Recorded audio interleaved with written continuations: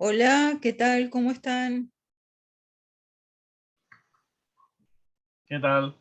Bueno, hemos regresado, aparentemente se resolvieron los problemas con Zoom, que es lo que nos conviene mejor, porque nos permite compartir pantalla, grabar, y la única dificultad que había encontrado en este momento, que estaba probando, es cómo editar el video, para lo cual voy a tener que cambiar de programa, y un poquito probando eso me retrasé un poco en el comienzo de la sesión de la tarde, pero quedaron grabadas por lo menos 2 horas de sesión de la mañana, que era lo que estaba probando. Ah, Así que ya. pienso que todo volvió a la normalidad, no vamos a tener dificultades. Lo otro es que escribí para ustedes un material donde trato de mostrarle de qué manera vincular unos contenidos con otros y una bibliografía con otro, en lo que se refiere a un motivo fundamental de nuestra cultura, que es el motivo del héroe, porque, como pongo en la fundamentación, es un motivo que se desarrolla a lo largo de los siglos, desde el origen de la cultura hispana hasta la actualidad, tomando diferentes características, es decir, diferentes tipos de héroes, algunos idealizados, otros cuestionados, pero que llega hasta el siglo XX.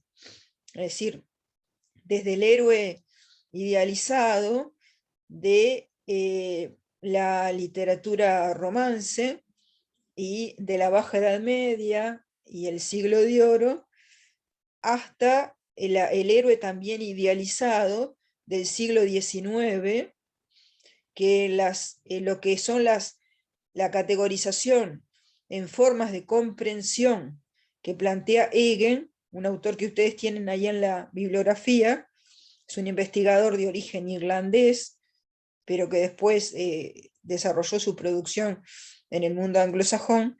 Él plantea que hay una forma de comprensión romántica. Esa forma de comprensión romántica nosotros tendríamos dos tipos. Una es la más antigua, la que ya se encuentra en la Edad del Bronce, otra es la del Siglo de Oro y otra es la del siglo XIX, donde hay semejanzas y diferencias. Y luego tenemos una categorización de héroe, pero cuestionado. Por ejemplo, el caso de El Quijote de Cervantes es un héroe cuestionado ya en un autor como Cervantes, que desarrolla un pensamiento de tipo filosófico e irónico. Esto es importante porque Hegel establece que el pensamiento filosófico y el pensamiento irónico es una forma de comprensión más compleja que la romántica. Y luego tenemos en el siglo XX otro tipo de enfoque del héroe, que es la del héroe tirano, la novela de dictador, como se le llama al subgénero, que desarrollan Gabriel García Márquez con El otoño del patriarca, o Augusto Roa Bastos con Yo el Supremo, o otros autores con otros títulos como Señor Presidente, etcétera, que son importantes en la literatura latinoamericana, donde la figura que aparece es la del caudillo tirano, que es el mismo héroe de principio del siglo XIX idealizado, pero que con el tiempo, a lo largo del siglo XIX, en la medida que se eterniza en el poder, se transforma en el caudillo tirano, que se dio en la realidad. Por ejemplo, un Porfirio Díaz en México era, a mediados del siglo XIX, un caudillo revolucionario, pero a medida que se perpetúa en el poder, a fines del siglo XIX, Porfirio Díaz se transforma en un tirano. Entonces, ese modelo de caudillo tirano, que es Porfirio Díaz, lo tenemos también en Venezuela con Gómez, y así en Argentina con Julio Argentino Roca, en Uruguay lo tenemos con Máximo Santos, y así en cada uno de los países. Es decir, es de pronto el mismo que a principios del siglo XIX hubiera sido caudillo libertario, que a fines del siglo XIX pasa a ser el héroe tirano. Esto es muy significativo para entender la historia de nuestros países a lo largo del siglo XIX. Por lo tanto, la figura del héroe la tenemos desde aquel héroe hispán, que aparentemente le da nombre a Hispania, que sería una figura creada por los fenicios, los cartagineses, los antiguos íberos y los griegos, héroe hispán, supuestamente emparentado con Heracles o con Gerión, que sería el equivalente del mercant de los fenicios, hasta la actualidad con la novela de dictador latinoamericano. Entonces, hay una permanencia en el tiempo de ese motivo, que en parte es literario, en parte es histórico, en parte es novelado, y en parte refleja la realidad. Entonces, tenemos además toda la bibliografía que hace referencia o que trata de desentrañar qué es el héroe del punto de vista psicoanalítico, del punto de vista sociológico, del punto de vista de la ciencia política. Entonces, en este trabajo que escribí para ustedes, que hoy, 28 de mayo, vamos a llamar la atención sobre algunos puntos, y luego los próximos sábados, 4 de junio y 11 de junio, llamaremos la atención sobre otros puntos, trato de explicarles cómo vincular esta bibliografía, que es de marco teórico, para poder analizar mejor el mundo del cual formamos parte, y para poder entender mejor la importancia que tiene esa obra cumbre de nuestra cultura, que ya presentamos en el módulo 1, que es el Amadís de Gaula, y cómo tenemos equivalentes luego del Amadís de Gaula a lo largo de nuestra cultura. Y en la medida que podamos conocerlo mejor, lo apreciaremos y podremos entenderlo como una obra no solamente literaria, sino de sabiduría, equivalente a otras obras cumbres de otras culturas. Entonces, para entender un poquito esto, voy a compartir el material que escribí para ustedes. Vamos a poner compartir pantalla, y la idea es ir al texto. Vamos a ver si todos pueden ver la pantalla. Acá vamos a borrar lo que no tiene nada que ver, y vamos a este material que ustedes tienen subido a la plataforma y que se llama Motivos de la Cultura Hispana, donde hago un punteo de las temáticas que estaríamos abordando hoy y los próximos sábados, que recién les acabo de esbozar, y dos puntos fundamentales. Vamos acá al inicio del material. Dos puntos fundamentales que serían, por un lado, fundamentar por qué esta temática es importante en nuestra cultura. Es decir, que no la estamos tratando por una cuestión de fantasía o idealismo, sino que lo estamos tratando porque es algo que nos permite un conocimiento profundo de nuestra cultura. Es decir, como fundamentación de por qué trabajar esto, bueno, la figura del héroe la tenemos, ya habíamos mencionado, hispán, de origen incluso fenicio, griego, ibérico, una fusión de esas influencias. Luego, para pegar un salto en el tiempo, en el año 711, cuando se produce la invasión bereber desde el norte de África, aparece la figura de Pelayo, que habría sido un rey Astur, aunque otros plantean que pudo ser visigodo. el tema es que defiende al naciente reino de Asturias y derrota a los bereberes en la batalla de Covadonga, algo que habría ocurrido en torno al año 720 de la era cristiana. Enfrenta y derrota a la dinastía Omeya, que se había apoderado de España.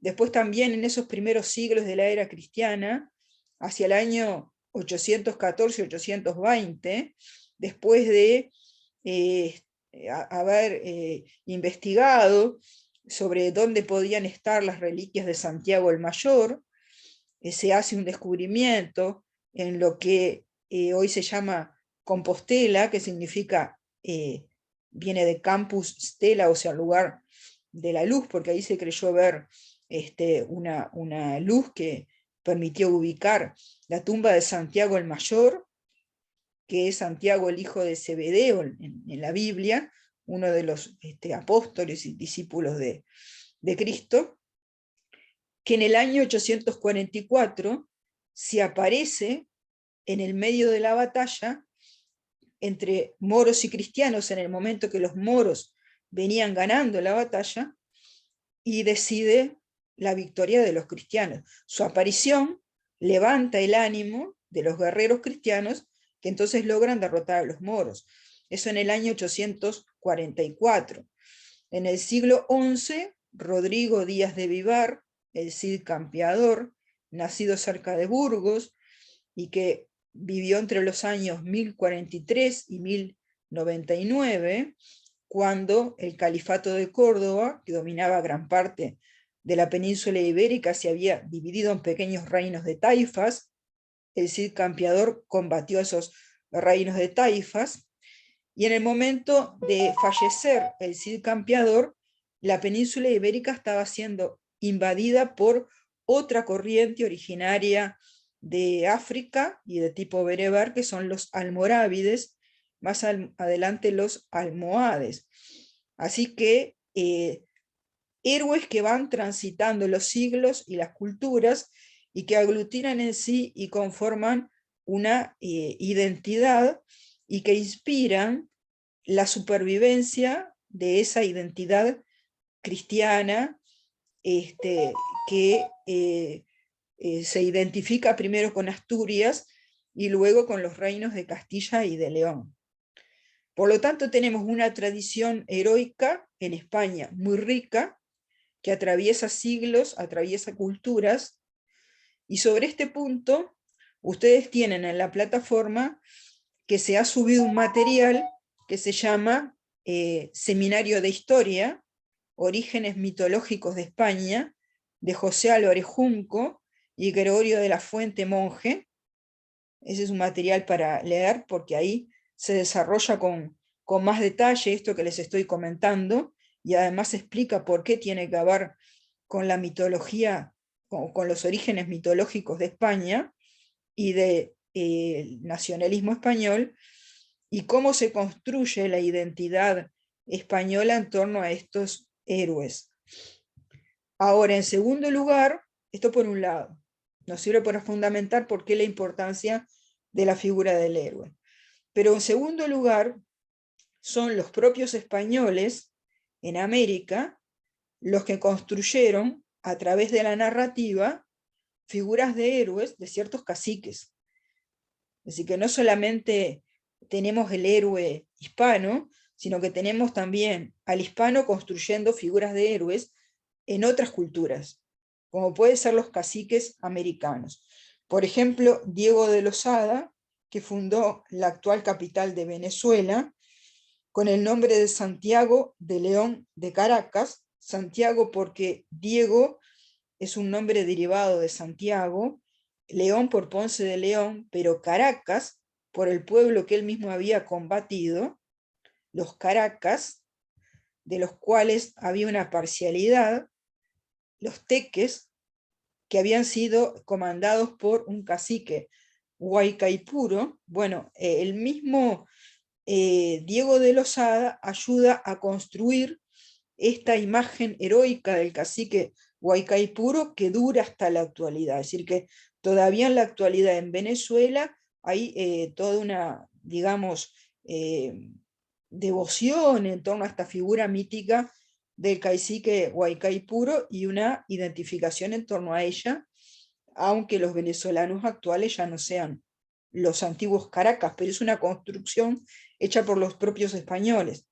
Lo mismo Alonso de Ercilia, que vivió entre los años 1533-1594, es el siglo XVI, en un poema épico llamado La Araucana, donde de alguna manera destaca la lucha de los guerreros araucanos o mapuches, idealiza la figura del cacique Caupolicán, y de esta manera la modela, y es tal cual la van a tomar los criollos. O sea, Caupolicán como el gran cacique que lidera la identidad chilena combatiendo al español. Es una construcción del propio español, Alonso de Ercilia. Eso por otro lado, entonces. Y en tercer lugar, la figura del héroe también la podemos encontrar en los siglos XIX, XX y XXI, construida desde el punto de vista de la narrativa oficial, de la historia oficial, hispanoamericana, iberoamericana, como un protagonista casi exclusivo de la acción histórica. Un protagonista que desencadena los acontecimientos, que recoge los méritos, que se le pueden achacar las responsabilidades. Es también un intérprete infalible del pueblo, como sujeto colectivo, con una sola identidad, y por él conducido. Porque cuando se construye la figura del héroe, es durante el romanticismo del siglo XIX. Y ahí hay una teoría que es de origen alemán, pero que se verifica en todas las sociedades del siglo XIX, que es la del espíritu del pueblo, el Volksgeist.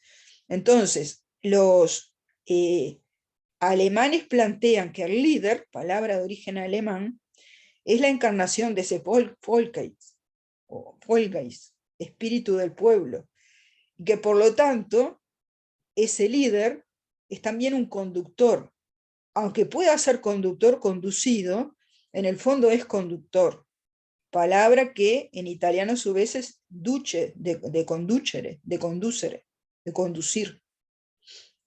Es entonces una interpretación de lo que es la voluntad del pueblo.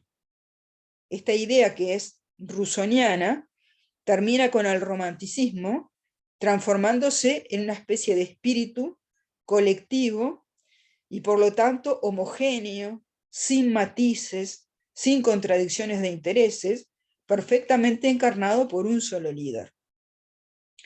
Y esa voluntad es infalible. Es como, digamos, si fuera el Papa, es una voluntad infalible del pueblo como sujeto colectivo y del líder que encarna el pueblo. Se pasa por alto la diversidad étnica, se pasa por alto que hay oposición de intereses, que hay distintos proyectos y corrientes de opinión, que hubo alianzas, pactos, que hay una influencia del contexto, que existieron circunstancias en el desenlace de los hechos que condujeron a la formación de los estados nacionales, porque esa es la idea del siglo XIX, como siglo romántico y como siglo nacionalista. Hasta mediados del siglo XIX tenemos una extensa lista de lo que serían estos héroes indiscutidos, nacidos, sin embargo, en la segunda mitad del siglo XVIII, lo que nos muestra la importancia de la transición entre los siglos, es decir, los héroes hispanoamericanos que vivieron en la primera mitad del siglo XIX, nacieron en la segunda mitad del siglo XVIII, son en parte personajes del siglo XVIII. Porque también en la segunda mitad del siglo XVIII es cuando se desarrolla el romanticismo. Entre la segunda mitad del siglo XVIII y la primera mitad del siglo XIX es la época romántica, tercer gran periodo romántico de la historia. Y ahí en orden cronológico, es decir, desde el más maduro, desde el más viejo hasta el más joven, se puede citar una lista que no es exhaustiva, pero tendríamos a Francisco Miranda en Venezuela, nacido en 1750, a Miguel Hidalgo y José María Morelos, nacidos en 1753 y 1765, como los más viejos, digamos. Después, entre los más viejos, también está José Artigas, en la banda oriental, está Gaspar Rodríguez de Francia, luego está el centroamericano José Simeón Cañas, el rioplatense Manuel Belgrano, nacido en 1770, el chileno Bernardo O'Higgins, en 1778, el mexicano Agustín de Iturbide, nacido en 1783, el centroamericano Francisco de Morazán, nacido en 1792, el venezolano Antonio José de Sucre, nacido en 1795, uno de los más jóvenes, pero es evidente que hay dos grandes personalidades que acaparan la atención y que influyen de manera privilegiada sobre el curso de los acontecimientos, que son el rioplatense José de San Martín, nacido en 1778 y fallecido en 1850, o sea, uno de los que vivió más, porque muere en la mitad del siglo XIX, y porque su accionar abarca los territorios de España, donde combatió contra la ocupación francesa, Argentina, Chile y Perú, o sea, lo que son los actuales territorios de Argentina, Chile y Perú, y el venezolano Simón Bolívar, más joven, porque nació en 1783 y que fallece antes también, tiene una vida más breve que la de San Martín, fallece en 1830, y porque sus campañas políticas y militares tuvieron lugar entre el Caribe, incluso en su biografía hay referencias a México, y hasta Bolivia, pasando por Panamá, Colombia, Venezuela, Ecuador, Perú, y en la misma Bolivia, que tiene su nombre en homenaje a Bolívar, solicitado por el Congreso que le era favorable en el momento que Bolívar es designado por ese Congreso como dictador del Alto Perú, y también como dictador de la Gran Colombia, lo mismo que había sido, y de Perú, lo mismo que había sido San Martín. Y entonces, por la extensión del territorio sobre el cual abarca su influencia, y por la extensión en el tiempo, y por ciertas características de su personalidad, Simón Bolívar es tomado como paradigma de lo que sería el héroe caudillo del siglo XIX. Existen también héroes hispanoamericanos que son de fines del siglo XIX, no de la primera mitad del siglo XIX, sino de la segunda mitad del siglo XIX. En un país como Cuba, que permaneció unido a España, tenemos a un José Martí que nace en 1853, cuando los otros ya habían fallecido. Y tenemos héroes lusoamericanos y que vivieron en el siglo XVIII, como es el caso de Joaquim da Silva Xavier, Tiradentes, que vivió entre 1746 y 1792, y que era odontólogo, militar, minero. Y tenemos, además, dentro de lo que es la cultura haitiana, de tipo afro-francés, Alexandre Pétion, entre 1770 y 1818, que por sus orígenes culturales, es decir, porque son caribeños, brasileños, o son hablantes de francés criollo, no los llamamos hispanoamericanos, sino latinoamericanos. Y tenemos además héroes dentro de las culturas indoamericanas, es decir, dentro de la cultura quechua y aymara, un Túpac Amaru II, que vive en el siglo XVIII, un Tomás Catari, también en el siglo XVIII, y entre los afroamericanos hay más candidatos, y uno de ellos también en Haití, Toussaint Louverture, entre 1743 y 1803. Pero el siglo XX también tiene héroes hispanoamericanos. Ahí tendríamos, por ejemplo, a José Doroteo Arango, conocido como Pancho Villa, nacido en 1878, fallecido en 1923, este es el más viejo, digamos, el que nace antes. Emiliano Zapata, un poco más joven, nacido en 1879, fallecido en 1919. Luego le seguiría el brasileño Getúlio Vargas, nacido en 1882, el nicaragüense Augusto César Sandino, nacido el 18 de mayo de 1895, que por poco es más joven que el mexicano Lázaro Cárdenas, que nació el 21 de mayo de 1895, si nacen casi juntos. El primero fallece en 1934, el segundo en 1970, y curiosamente otro de los nacidos en 1895, pero el 8 de octubre, Juan Domingo Perón, que fallece en 1974. Después, en el siglo XX, también tendríamos a Ernesto Che Guevara, nacido en 1928, en el siglo XX, o Camilo Cienfuegos, más joven todavía, nacido en 1932, pero que muere antes. Esta es una lista que está lejos de ser exhaustiva, pero que muestra la riqueza de la narrativa del héroe en nuestra cultura, incluso dejando de lado a las mujeres, porque en esta lista no hemos incluido mujeres. Si incluimos mujeres es el doble de larga. Nos ocuparía mucho más espacio, merece un capítulo aparte, porque en general los héroes son varones, pero destacan en nuestra cultura las mujeres, a diferencia de otras culturas. En la nuestra destacan las mujeres. Desde Inés Suárez, nacida en 1507, por ejemplo, y fallecida en 1580, hasta, entre otras, Eva Perón, nacida en 1919, es decir, en el siglo XX, y fallecida en 1952. Es decir, que la narrativa del héroe es tan amplia, tan rica, que fundamenta el hecho de que nosotros la tomemos en nuestro curso y tratemos de comprenderla. Luego, es importante también tener clara una definición de héroe, de lo que significa ser héroe. Ahí podemos, dentro de la bibliografía recomendada, aconsejar la lectura de Joseph Campbell, investigador estadounidense, que afirma, esta es una definición importante a retomar, que héroe es aquel que sigue una aventura ejemplar. Una aventura ejemplar.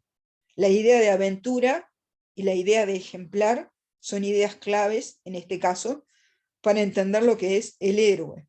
Aventura ejemplar porque los demás pueden tomarlo como modelo, porque supera los límites y las dimensiones normales del esfuerzo humano, en el marco de lo que es un esquema de rito de iniciación. Es decir, el héroe tiene que cruzar determinados umbrales que son característicos de los ritos de iniciación, pero que en la narrativa tiene el carácter de una aventura. Entonces, nos dice Campbell, en ese esfuerzo del héroe, nosotros encontramos tres etapas. Una que es la separación, en la cual el héroe se desliga de su familia y de su comunidad de origen. Otra que es la iniciación, en la cual el héroe desarrolla sus aventuras. Y otra que es el retorno, en la cual llega totalmente cambiado, luego de haber vivido esas aventuras, pero con la posibilidad de ofrecerle a su comunidad dones que antes no tenía, habiendo conquistado la gloria para sí mismo y la gloria para los demás también. Entonces nos dice Campbell, el héroe inicia su aventura desde el mundo de todos los días hacia una región de prodigios sobrenaturales. Se enfrenta con fuerzas fabulosas y gana una victoria decisiva. El héroe regresa de su misteriosa aventura con la fuerza de otorgar dones a sus hermanos. Esto ustedes lo pueden encontrar en ese trabajo que subimos a la plataforma, que se llama El héroe de las 1000 caras, psicoanálisis del mito. En la página 25 encuentran esta definición. Y aunque Campbell no incluye esta idea en su definición, se puede inferir que la interpretación que una sociedad hace de este relato puede ser conservadora o innovadora. Será conservadora si entiende que después del héroe se termina la historia. Es decir, si esta es la última gran hazaña que caracteriza, identifica y marca una sociedad, y que en adelante sería imposible superarla, y por lo tanto lo único que tendríamos sería una eterna recapitulación de la misma, y será un relato innovador si inspira a las personas energías como las del héroe. Es decir, si en lugar de quedarnos con el relato del héroe, nos inspiramos en el héroe para continuar avanzando, para enfrentarnos a un contexto diferente del contexto al que se enfrentó el héroe y promover el cambio histórico. En este sentido, las historias oficiales cumplen una función conservadora. Más allá de esta función conservadora o innovadora, la aventura misma del héroe es renovadora. Ocurre en un contexto supuestamente envejecido que debe ser rejuvenecido, como dice Campbell, para desencadenar y liberar de nuevo el fluir de la vida en el cuerpo del mundo. Esto lo afirma en la página 30 del material que subimos. Esta idea básica del mito se puede encontrar en la afirmación, por ejemplo, de que la monarquía hispánica anquilosada debía ser reemplazada por las jóvenes repúblicas hispanoamericanas. Sino en el relato oficial de la creación de las repúblicas hispanoamericanas, la idea que se plantea es, bueno, había una monarquía hispánica anquilosada, necesariamente tenía que ser renovada por las repúblicas, jóvenes repúblicas, como suele decirse, jóvenes repúblicas hispanoamericanas. Campbell reconoce una serie de etapas en una aventura de este tipo. Para empezar, la llamada de la aventura como causa de la partida, pero puede ser que el héroe se niegue a este llamado, la ayuda sobrenatural o extraordinaria que recibe el héroe, el cruce del primer umbral, el vientre de la ballena o viaje interior. Es decir, es muy meticuloso Campbell en las etapas de la aventura del héroe que va marcando. Nosotros no vamos a entrar en tanta profundidad porque vamos a ir a momentos más grandes en la aventura del héroe. Pero dentro de cada una de esas etapas sería posible marcar instancias más específicas, más concretas y más puntuales, y simbólicas y místicas, como lo hace Campbell. Sin embargo, la primera aventura dramática que debe enfrentar el héroe y que afecta el sentido total de la aventura, el resto de la vida del héroe, es el nacimiento. Sobre todo si pensamos en sociedades arcaicas, con su mortalidad infantil muy alta, o infanticidio muy alto también, y las tensiones que genera el nacimiento de un vástago dentro de una familia.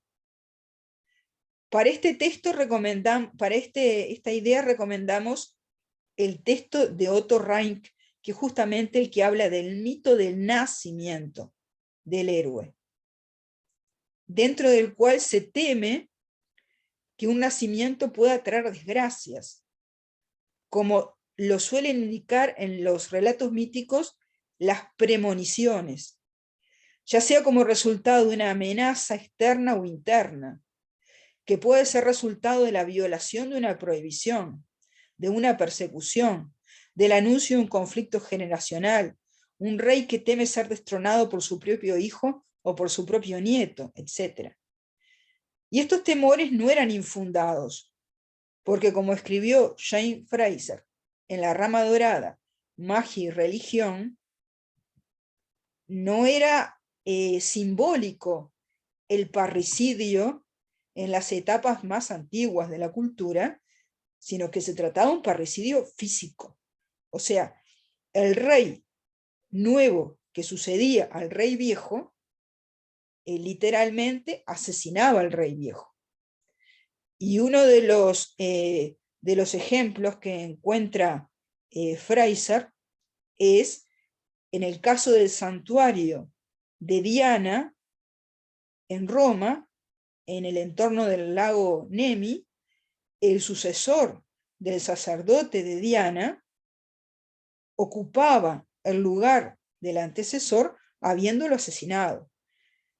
Entonces el sacerdote de Diana pasaba todo el día y toda la noche tratando de defenderse de una potencial amenaza de asesinato que en algún momento iba a ocurrir de su sucesor, con lo cual era sacerdote que había matado a otro para ocupar ese lugar, era sacerdote homicida y al mismo tiempo iba a ser sacerdote asesinado.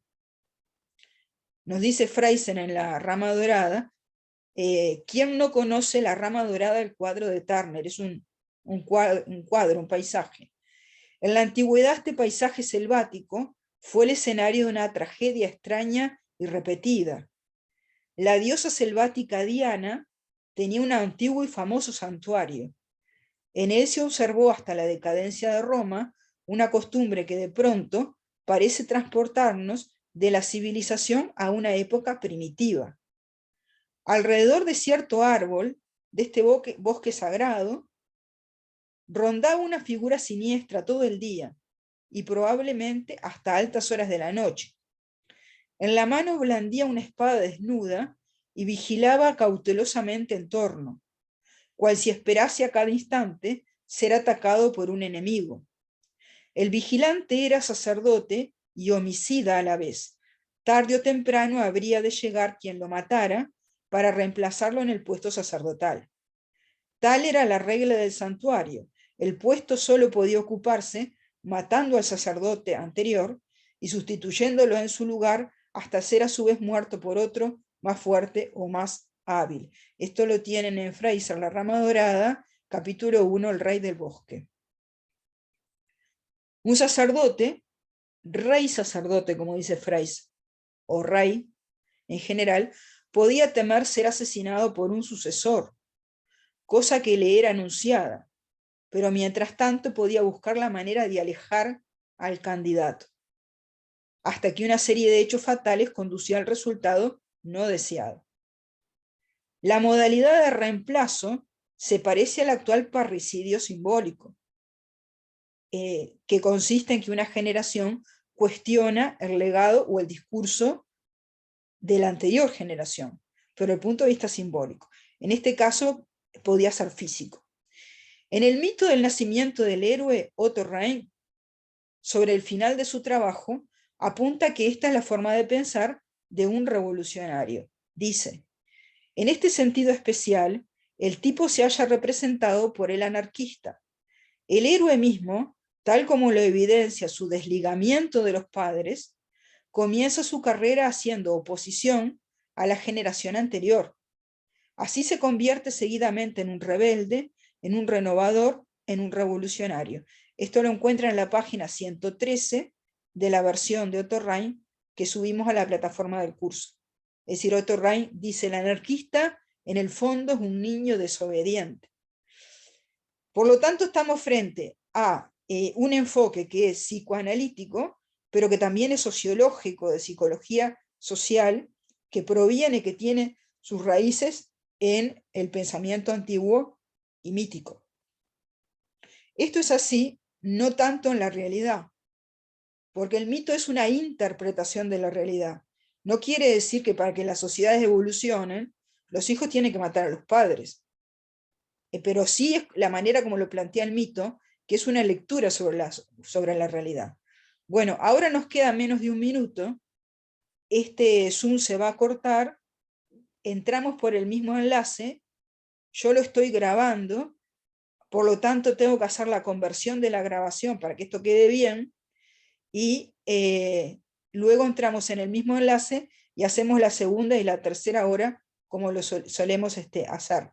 Una vez que la grabación está editada, mi idea es poder subirlo a YouTube y que ustedes inmediatamente puedan verlo en YouTube. ¿Tá? Porque, bueno, está por cortarse. ¿Tá? Así que esperemos que salga todo bien y podamos continuar con esta clase, con esta sesión de hoy.